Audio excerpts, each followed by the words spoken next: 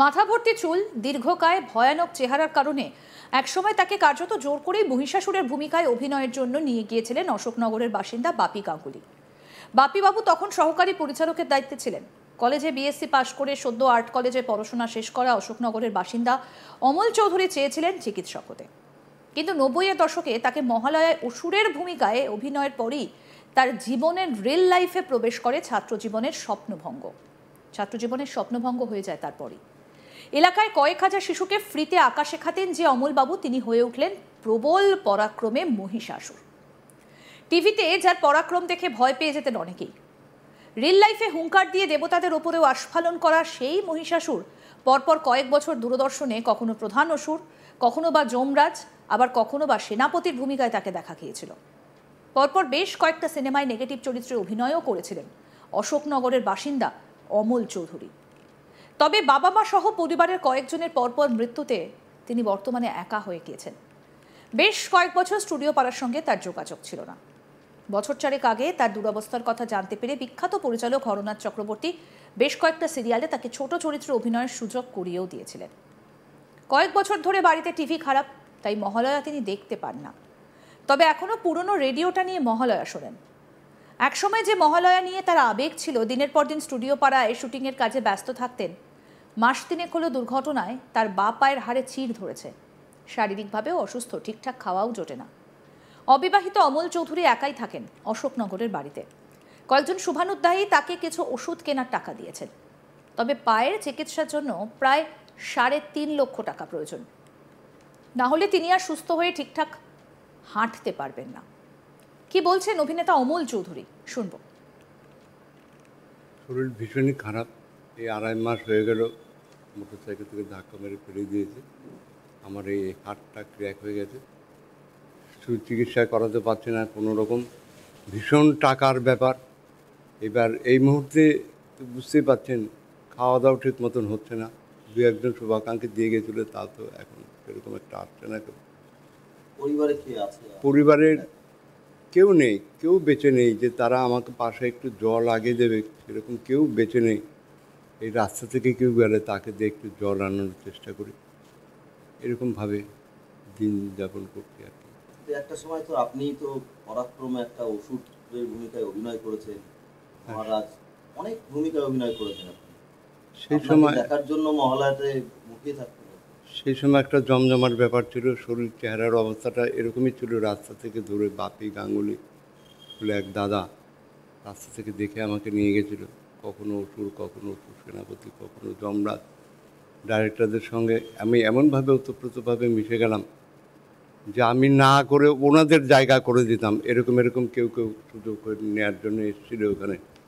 আমার নিজের দেখা জানা। টানা কয়েক বছর এইভাবে চলছে, অনেক দিন ধরে। মানে মহালয়া বেরোতে বেরোতে আমাকে অসুর বলেই সবাই ডাকতো। হ্যাঁ, ২.৫-৩ মাস ধরে আমি টিভি সেন্টারেই পড়ে থাকতাম। এমনিতে বেশি একটা আনন্দ ফুর্তির মধ্যে আমি থাকতাম না, কারণ ব্যাকগ্রাউন্ড ছিল, অনেকগুলো আশা ছিল ডাক্তারি পড়া, সেটা হয়নি। আর্ট কলেজ আমার মেন সাবজেক্ট ছিল আঁকা শিখে ওই নিয়ে পড়তাম। বাচ্চাদের আঁকাটা ২.৫ যুগ ধরে।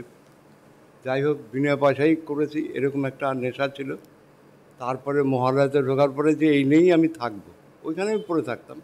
পুজো টুজো বেশি দেখতে যেতাম না, ওইটাই আমাদের পুজোর মতন হতো ওইখানে। এরকমভাবে চলতো।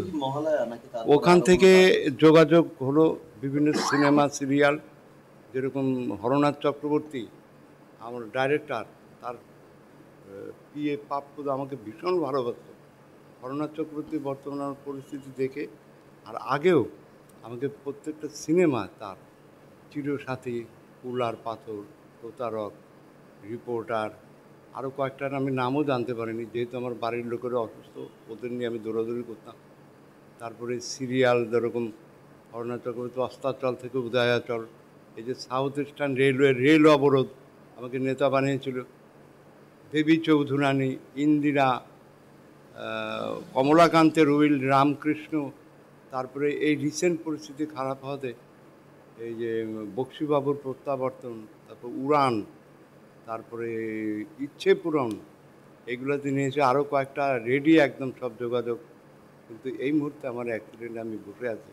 কতদিন ধরে accident? এই 2.5 মাস হয়ে গেল। এইভাবে কি পরিস্থিতির ভেতরে আছি চলছে কিভাবে? আপনাদের সহযোগিতা 2-1 জন ধরুন, আপনারা কেউ 2টো পয়সা দিয়ে গেলেন বা কেউ দিল না, 2-1 জন খাবার দিয়ে গেছিলো, এখন আর আসছে না। এখন মানে আমি কিভাবে পড়ছি লজ্জায়, আমি বলতে পারবো না কিভাবে আমার স্টুডিও পাড়ায় তো আর চলছে। যাতায়াত হচ্ছে না। যাতায়াত করতে পারছি না, আমি হাঁটা চলাই তো শুরু করতে পারিনি। এরকম যে অ্যাক্সিডেন্ট হবে আমি কল্পনাও করতে পারিনি।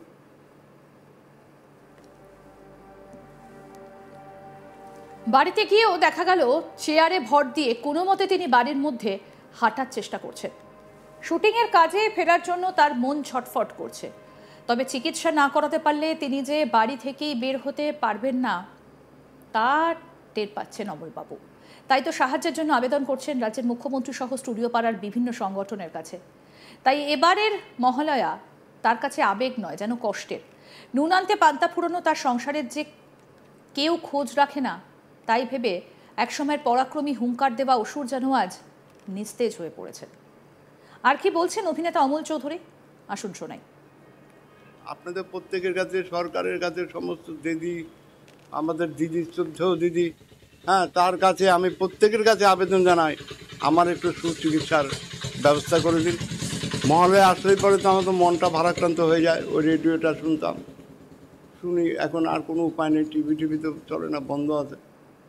সবাই মিলে শুনতাম, একটা সাজো সাজো রব ছিল, কিন্তু কীভাবে যে আমি কাটাচ্ছি মনে মনে কল্পনা করি, এছাড়া কোনো রাস্তা এখন নেই। তো দিন আনতে পারবে। দিন আনতে, নুন আনতে আমার পান্তা ফুরায়, এরকম একটা পরিস্থিতিতে কী খাবো এখন পর্যন্ত তো আমি কিচ্ছু খেতে পারিনি। সারাদিনে যে কী খাবো, কয়েকদিন না খেয়ে কাটাতে। চিকিৎসার জন্য পায়ের চিকিৎসার জন্য চেষ্টা বলতে এই আপনাদের মাধ্যমে আমি আবেদন করলাম, আপনারা পৌঁছে দিন ঠিক জায়গা মতন, যেখানে পৌঁছালে খরচ হবে আপনার? 3,40,000 তো প্রথমেই আমি শুনেছিলাম বন্ধু বান্ধবের মাধ্যমে যে মিনিমাম এই টাকা খরচা হবে। আমার কার্ডও নেই, কার্ডের জন্য চেষ্টা করছি আর কি, এখনো পাইনি। মানে স্বাস্থ্যসাথী যে হ্যাঁ, সেটা যদি দিদি বেঁচে থাকতো নাকি হতো, সেটা আমি লাস্টে খবর পেলাম। এখন কবে চেষ্টা তো কাটছে। করছি, হ্যাঁ। সেখান থেকে দিদি চলে যাওয়ার পরে সব টেনে দেওয়ার পরে ওর ভেতরেই কোথায় হয়তো চলে গেছে, লাস্টের দিকে পেয়েছিলাম আর কি।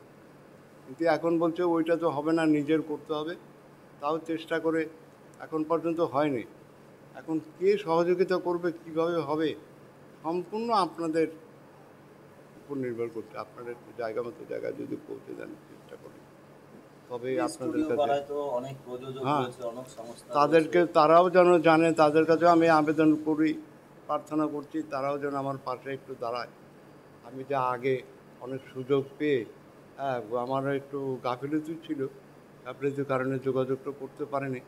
এখন বর্তমানে এই পরিস্থিতি কাজ করতে চান, হওয়াতে আবার ফিরতে চান। অবশ্যই ফিরতে চাই। এই নতুন যোগাযোগ, যার জন্য তো আমি গিয়েছিলাম, আবার ধীরে ধীরে হবে, আমি একটা এনার্জি পেতাম অন্যরকম, যেন একটা অক্সিজেন যোগ হলো।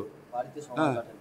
বাড়িতে আর একটুকু ভালো লাগছে না, আমার 1 সেকেন্ডও থাকতে পারে না। এরকম পরিস্থিতির মধ্যে যে পড়বো, এটা কল্পনাও করতে পারিনি। আরও আপডেট পেতে দেখতে থাকুন আজ তাক বাংলা। সাবস্ক্রাইব করুন, নোটিফিকেশন পেতে বেল বাটন অপশন প্রেস করুন।